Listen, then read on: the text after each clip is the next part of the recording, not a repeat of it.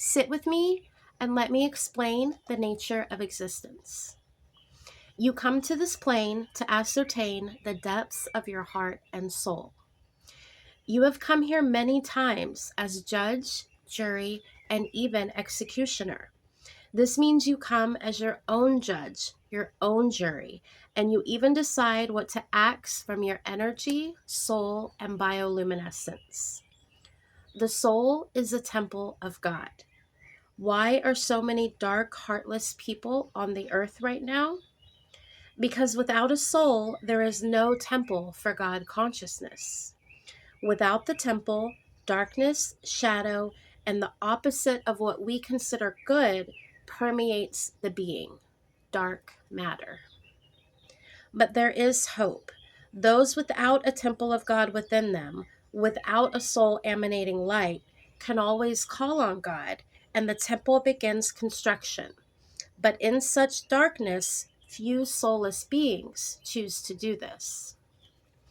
Contrary to popular belief, there are no dark souls. Soul is soul light, but it is also soul, S-O-L, meaning solitary. This solitariness is sovereignty, and this sovereignty activates the light within you. Soul is also the fifth note on the sol-fa musical scale, connected to the fifth state of matter. BEC, or Bose-Einstein condensate, where boson particles are cooled to near absolute zero, 0 points, and at this temperature, they lack the energy to move into positions that could cause their own quantum characteristics to interfere with each other, resulting in particle coalescence into a single quantum object that acts as a wave form. Without differences in energy to set the particles apart, the whole group of particles come to share the same quantum identity, becoming a singular superparticle cloud operating under its own rules, its own sovereignty. Beings without souls are not under their own operation, are not sovereign, because they are ruled by interference. This interference prevents cohesive sovereignty.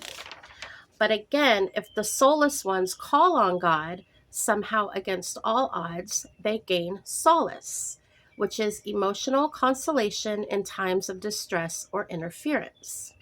This is where grace can come online and begin reordering the particles in preparation for 0-point field induction. Field induction is a process of generating a current in a conductor, a being, by placing the conductor in a changing magnetic field. Calling on God is what begins changing the magnetic field of a being and moves the field towards 0 point, the fifth state of matter. This is the beginning of the state of grace, which allows the construction of the holy temple of God inside a being, or allows the soul to be born, sovereignty and light to manifest. To have a soul is to have God's source sovereignty.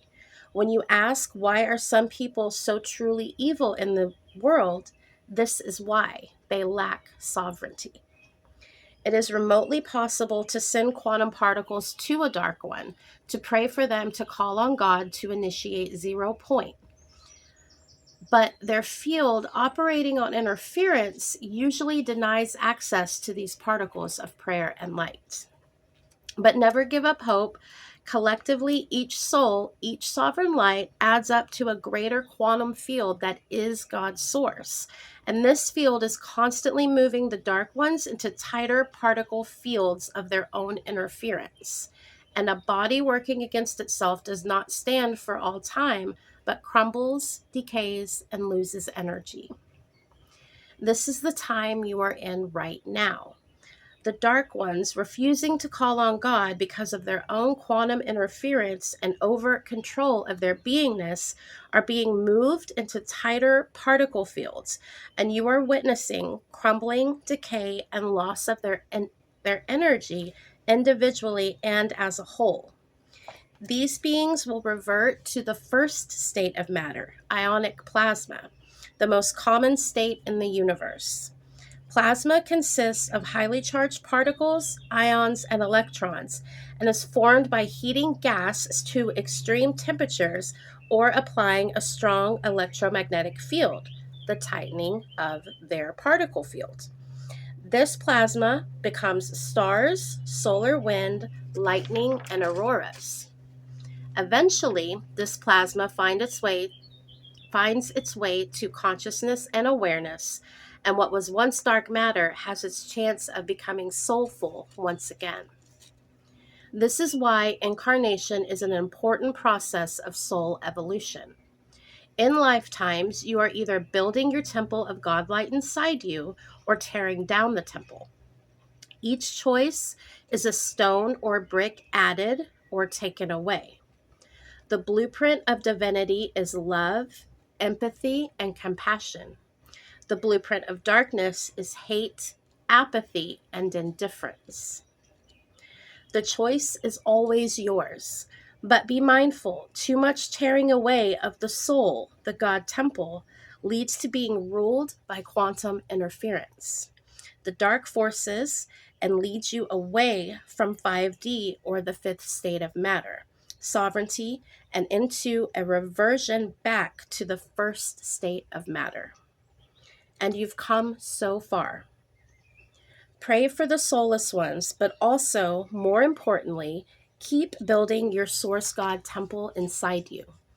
Each temple of each person put together is what makes up what you call heaven or the higher dimensions. Without you, there is no such place. Keep building. You are the one you have been waiting for. If you build your God source temple, you will arrive and we will meet you at your own door of light.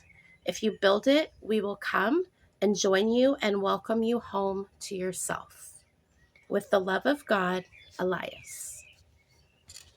So this is a channel I received this morning because I have been asking lately about the evil and the darkness in the world and why and how is this possible. And my guide, my beautiful master guide Elias, came through this morning with this message to help explain in a spiritual, scientific way what is occurring in the energy field of these beings and what is occurring in our own energy field, how we can maintain and keep our temple of God inside of us, and to still pray for the soulless ones.